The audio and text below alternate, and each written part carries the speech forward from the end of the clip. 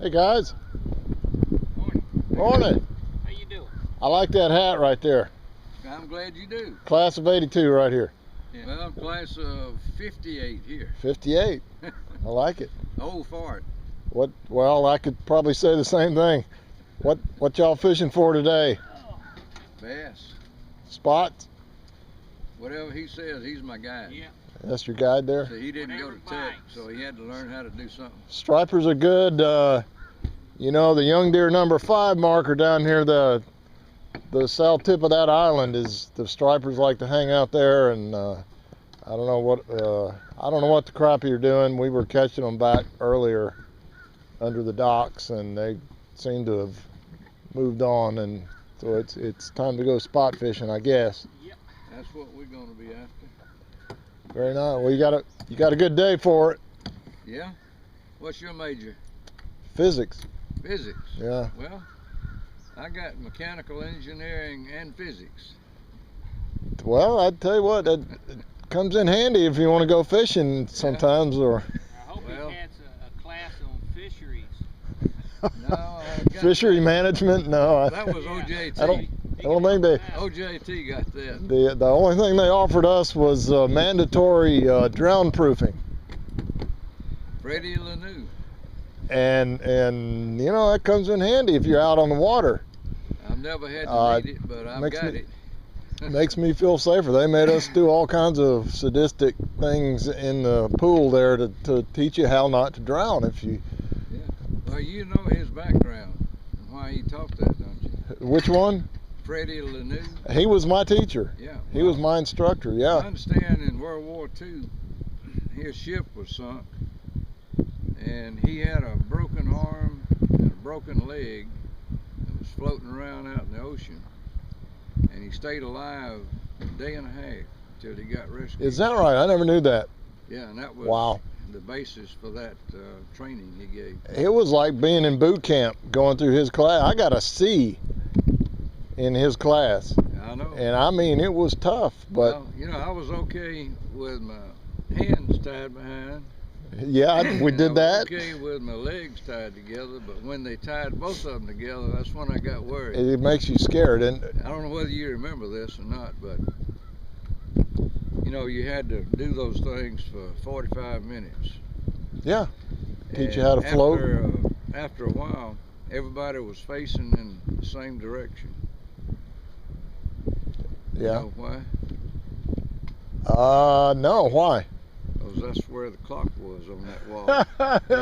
You You're was counting seeing the how clock, much huh? longer you had to survive. Okay. Well, that makes sense, I guess.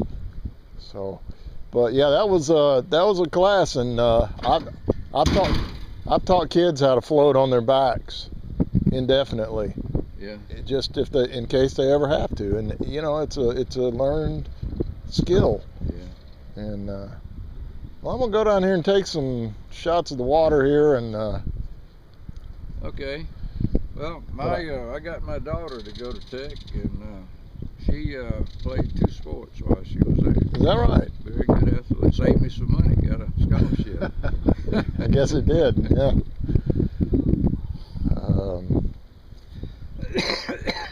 So you guys are going after spots today?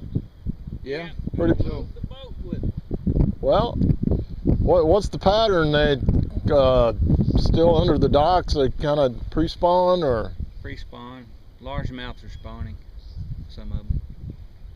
you know, I know you're probably an artificial lure guy, but I'll thread a live nightcrawler on a 1/8 ounce jig head and just doodle it on the bottom. Doug Youngblood taught me how to do that. Yeah. Doodle it on the bottom underneath those docks on the Yeah, shady I see side. his name on the internet quite a bit. And if they're down there, they'll bite it. Yeah, well, somebody brought some night crawls. yeah, they did. I want to tell you, that dock right out there, you see where I'm pointing? Yeah. It has the steepest drop-offs Yeah. you could imagine. Yep, it does. And when the lake was down a few years ago, when we had the droughts and everything, Man, I mean, it just dives off Yeah. to, I don't know how deep it gets. I came up one day and just rode around, looked at everything. Yeah, that's what you do when the lake Scary, is. it's scary too. The stuff you've been running over 50 miles an hour, Rock 60 miles an hour, and all of a sudden you're like, there's this massive tree. You're Stumps like, and moly. rock I piles. used to come up here when the water was low and walk around and look for lures. Oh yeah, I do that. Full of those. You just go around and like he's falling down trees when the lake's low, and there's people that have Lately, lost. I've been getting a few bass on them 2 docks right there. Yeah. 3 docks right there. Well, we were picking up some crappie back in February and March, and it's always the shaded docks. You know, like the not the flat dock, wooden docks, but the more shaded, the better. Yep. And little tiny 32nd ounce jigs and stuff like that. Yeah. And well, all right, I want to hold you guys up. Good luck today. Yeah. Well, I always take it.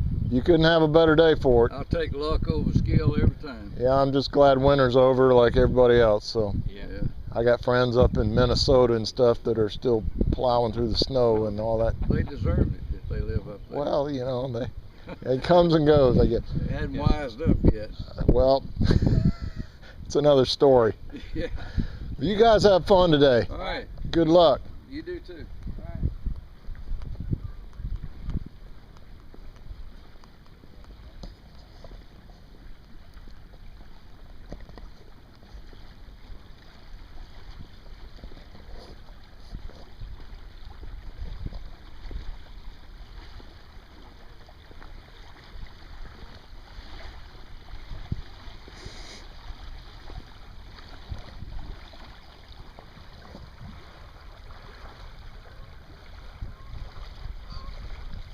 So here it is, the beautiful Lake Lanier. This is Young Deer Creek. This is where I live. This is where I grew up, learning how to fish. Just talked to a couple of guys getting ready to go fishing, and that's why I come up here to the boat ramp sometimes. But you can see it's just a beautiful spring day on the lake, and there's a lot of money around here, people with money. I'm not one of them, but off in the horizon there you'll see Shawnee Mountain, named after a Cherokee Indian who was prominent in this area at one time. But it's just a gorgeous day, and the geese are flying around and the sun's out, trees are budding and blooming. So anyway, I always like stopping by the boat ramp and talk to the anglers. I hope everybody has a good spring this year.